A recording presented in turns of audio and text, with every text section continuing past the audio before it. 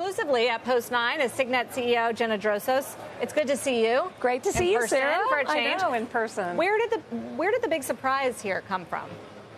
You know, I think consumers were stronger than we really expected in the quarter. It was a broad-based beat. We beat on the core business on the top line. We beat on our pure plays, including Blue Nile on the top line. And actually, the bottom line, as you mentioned, was strong enough to offset the losses on Blue Nile. Yeah, so it's very strong. 3 times what some of the analysts there were expecting. There was also the strength, the consumer strength, came from the higher income level. Exactly. So have you pivoted, or are people trading down? What's happening there? You know, we have 11 banners in our portfolio now. We've worked very hard to widen our playing field. So we used to have all the banners on top of each other. If Kate ran a promotion, Zales declined. Now we've teased those apart. We're targeting different consumer journeys, different attitudes, and different price points. And our inventory is very healthy. It's the healthiest it's been in recent history. And so we've been able to pivot our assortment very quickly, use our data to target higher income customers. And as we anticipated that lower income customers would be more challenged, we pivoted our assortment and our marketing into the higher end. So is there any indication that the higher end is slowing down? What are you seeing for holiday? We've seen a strong consumer so far. You know, I hear the same news as you about potential recession, but at this point, you know, I think let's let the economists determine that. We're prepared for a strong holiday season.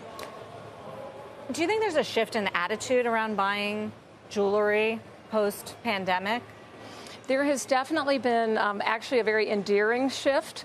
People are giving fewer gifts, but at higher price points because they're giving to people that they care more about. So gifts of love more so. And that's been very good for the jewelry business. There's also been a wedding boom. Is that still happening, or has that tailed off a bit?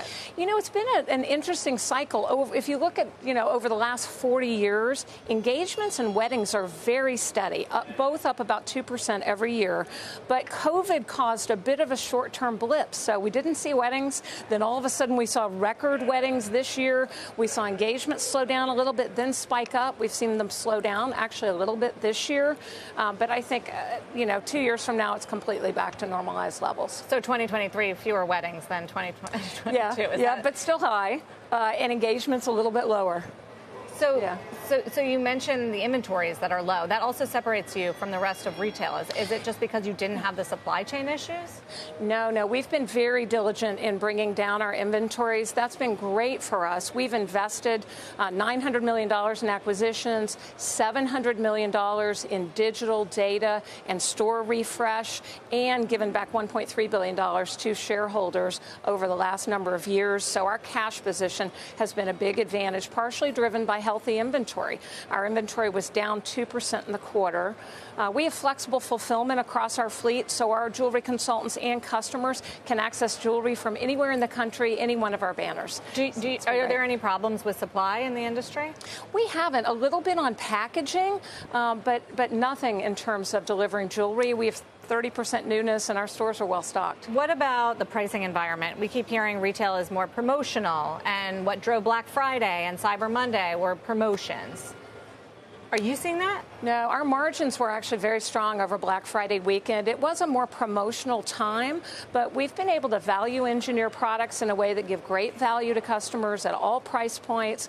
We're highly vertically integrated, so we have an ability to really flex in times like this to make sure that customers are getting great value. So we haven't seen that kind of pressure. But you have increased prices in the inflationary period, We have right? increased prices somewhat. We've mostly tiered up our inventory, though, to higher price point product, which is offering a great value to customers. And finally, a question I know investors are paying attention to and have watched since the acquisition of Blue Nile. What are you telling them about profitability in Blue Nile, how dilutive it's going to be for how long? So Blue Nile was not profitable in the third quarter. We anticipated that and more than offset it with our core banners. It won't be profitable again in the fourth quarter. That presents an opportunity, obviously, over time. But it is the strongest brand name in online bridal retail. We think there's a lot we can do with it. And so far, we're very pleased with the talent in the organization and with the synergies that we're seeing. A lot of opportunity in the back office. Jenna, thank you so much. Thank you, Sarah. Good to see you. Jenna Drosos is the CEO of Signet with shares on a roll today.